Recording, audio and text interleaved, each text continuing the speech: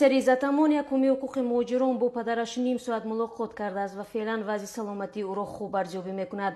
Муҳаммад Юсуф Холов дар суҳбат бо Радиои Озодӣ гуфт, мулоқот рӯзи 30 март дар боздоштгоҳи муваққатии Вазорати корҳои дохилии Тоҷикистон сурат гирифт. ба иттилои расмӣ Иззатамон рӯзи 27 март аз Русия ихроҷ ва дар Душанбе бо гумони қаллобӣ дастгир шудааст. Наздиконаш 3 рӯзи охир мегуфтанд ҷойи нигаҳдории ӯро дар Душанбе намедонанд. Як манбаи Радиои Озодӣ рӯзи 29 март хабар дод, ки ӯ дар идораи мубориза бо ҷиноятҳои созмонёфтаи Вазорати корҳои дохилӣ аст.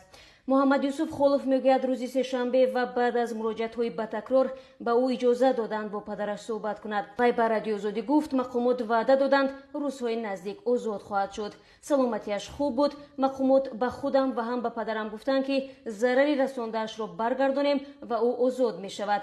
Падарам ҳам ба озод шуданаш бовар дорад, афзуд Муҳаммад Юсуф Холов. Мақомот дар